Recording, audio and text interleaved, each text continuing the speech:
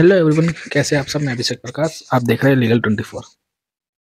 दोस्तों, पिछली वीडियो के अंदर हमने कॉन्स्टिट्यूशन की सीरीज में पार्ट 1 जो कि प्रीएम्बल को और 1 से लेकर 4 आर्टिकल तक के बारे में हम लोगों ने डिस्कस किया था। और आज हम पार्ट 2 जो कि सिटीजनशिप है, 5 से लेकर 11 आर्टिकल तक कवर करेंगे। तो चलिए शुरू करते हैं। सिटीजनशिप का आर्टिकल 5 जो बताता है citizenship at the commencement of the constitution. Commencement का मतलब ध्यान रखना है कि जब हमारा संविधान भारत देश के अंदर पूर्ण रूप से लागू हो गया था, जिसकी डेट 26 जनवरी 1950 थी। और जब से 1950 भारतीय संविधान लागू हुआ, तब से ही उन लोगों को सिटीजनशिप और भारतीय नागरिक मान लिया जाएगा जो कि या तो भारत में ही पैदा हुए हो, सेकंड, या उनके पेरेंट्स भारत में ही पैदा हुए हो, और थर्ड कंडीशन है कि या तो वो 1945 से, जैसे कि 1950 में हमारा संविधान लागू हो गया था, उससे पहले 5 साल और भगा लो, पिछले 5 सालों से भारत में रह रहे हो, उनको भारतीय सिटीजन मान लिया जाएगा। तो ये था आर्टिकल 5। अब जानते हैं आर्टिकल 6 के बारे में। आर्टिकल 6 कहता है right of citizenship of certain persons who have migrated to India from Pakistan. Article 6 का मतलब है जो टेरिटरी पार्टीशन से पहले भारत में आती थी, लेकिन अब वो टेरिटरी पार्टीशन के बाद पाकिस्तान में आ रही है, तो वो लोग जो भारत के टेरिटरी में आ रहे थे लेकिन अब पार्टीशन के बाद जो है पाकिस्तान की टेरिटरी में आ रहे हैं, तो उनको अब कैसे वापस भारत का नागरिक बनाया जाएगा। इसके लिए जो डेट है 19 जुलाई 1948 बहुत ही इंपॉर्टेंट डेट है, जिसके बेस पर आर्टिकल 6 की कंडीशंस जो है रिलाई करती है।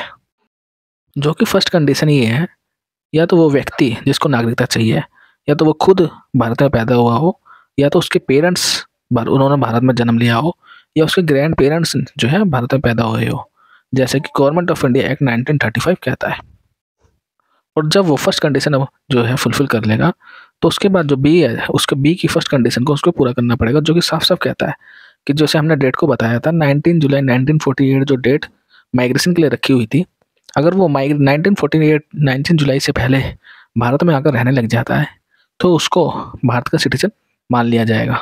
और अगर वह व्यक्ति 19 जुलाई 1948 के बाद भारत के अंदर माइग्रेट करता है, तो उसको जो है रजिस्ट्रेशन के लिए अप्लाई करना पड़ेगा सिटीजनशिप के लिए, जो कि 1950 संविधान लागू होने से पहले सिटीजनशिप के लिए रजिस्ट्रेशन के लिए अप्लाई करना पड़ेगा, लेकिन वो जो है एटलीस्ट 6 महीने तक भारत में रह रहा हो, तब जाके वो अप्लाई कर सकता है। तो ये था आर्टिकल 6। अब हम जानेंगे आर्टिकल 7 के बारे में। आर्टिकल 7 क्या कहता है? Right of citizenship certain migrants to Pakistan. मतलब 1 मार्च 1947 के बाद जितने भी व्यक्ति भारत से पाकिस्तान में माइग्रेंट्स हुए हैं, उन व्यक्तियों की भारत की नागरिकता रद्द कर दी जाएगी। और अगर कोई व्यक्ति अगर पाकिस्तान में माइग्रेंट हुए हैं, वो व्यक्ति वापस भारत की नागरिकता चाहते हैं, तो वो परमानेंट रिसेटलमेंट के इरादे से भारत की नागरिकता ले सकते हैं, लेकिन उनके ऊपर एक कंडीशन होगी, जो कि आर्टिकल 6 क्लोज बी की कंडीशन है। उनको फुलफिल करना पड़ेगा, तब जाके वो भारत की जो है नागरिकता जो है वापस ले सकते हैं। तो ये था आर्टिकल 7। अब जानते हैं आर्टिकल 8 के बारे में। आर्टिकल 8 क्या कहता है? Right of citizenship of certain person of Indian origin residing outside India. इसका साफ साफ मतलब है, अगर कोई व्यक्ति काफ़ी लंबे समय से आउट ऑफ इंडिया रह रहा है, मतलब दूसरी कंट्री में रह रहा है, लेकिन उसके जो पेरेंट्स हैं या वो खुद जो है अगर भारत में पैदा हुआ है, या उसके ग्रैंड पेरेंट्स भारत में पैदा हुए हैं, तो उसकी नागरिकता रद्द नहीं होगी। लेकिन उसको एक इम्पोर्टेंट काम करना पड़ेगा, उसको डिप्लोमेटिक और कंसुलर रिप्रेजेंटेटिव ऑफ इंडिया, जो वहाँ पे आउट ऑफ इंडिया में वो जहाँ पे रह रहा होगा, वहाँ पे जो भारत के रिप्रेजेंटेटिव होंगे, वहाँ पर उसको डिप्लोमेटिक और कंसुलर रिप्रेजेंटेटिव ऑफ इंडिया में रजिस्ट्रेशन कराना होगा, वेदर बिफोर और after the commencement of this constitution. इसका फॉर्मेट क्या रहेगा कि डोमिनियन इंडिया में उसको जो है उसके तहत उसको रजिस्ट्रेशन कराना होगा, और गवर्नमेंट ऑफ इंडिया के तहत। तो ये था आर्टिकल 8। अब जानते हैं आर्टिकल 9 के बारे में। Persons voluntary acquiring citizen of a foreign state not to be citizen. इसका साफ साफ मतलब ये है, अगर कोई व्यक्ति 1950 से पहले अपने भारत की मान्यता को ध्यान में ना देते हुए और फॉरेन स्टेट की जो है मान्यता को अपना लेता है, तो उसकी जो मान्यता है 5-6 आर्टिकल 8 और के तहत रद्द कर दी जाएगी, रद्द हो जाएगी ऑटोमेटिकली। अब ये था आर्टिकल 9। अब जानते हैं आर्टिकल 10 के बारे में। आर्टिकल 10 क्या कहता है? Continuance of the rights of citizen. इसका क्या मतलब है? इसका मतलब है कि भारत के लोगों की नागरिकता कब तक कंटिन्यू रहेगी? जब तक पार्लियामेंट एक न्यू लॉ जब तक नहीं बना देती सिटीजनशिप को लेकर, जब तक भारत की जो लोगों की नागरिकता है वो कंटिन्यू रहेगी।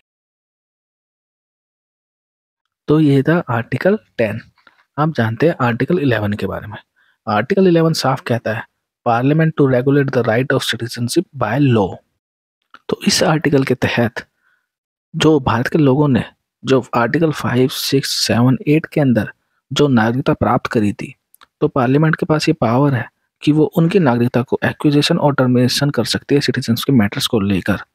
तो आर्टिकल ये 11 ये कहता है कि एक्विजिशन और टर्मिनेशन ऑफ सिटीजनशिप, मतलब कि पार्लियामेंट के पास ये पावर है, वो भारत के लोगों की नागरिकता को लेकर या तो वो रिवॉक और रिस्ट्रिक्ट कर सकती है पार्लियामेंट में कानून बनाकर। तो ये थे पार्ट 2 सिटीजनशिप, जो आर्टिकल हमने डिस्कस करे हैं 5 से लेकर 11 तक। तो ये पूरा जो है सिटीजनशिप के मैटर को लेकर है, और हम आशा करते हैं कि आपको जो 5 से लेकर और 11 तक आर्टिकल के बारे में अच्छे से समझ में आ गया होगा। नेक्स्ट हम जो है अपनी वीडियो में फंडामेंटल राइट्स को लेकर, जो कि 12 से लेकर आर्टिकल 12 से लेकर आर्टिकल 35 तक है, इसको हम डिस्कस करेंगे। जब तक के लिए धन्यवाद।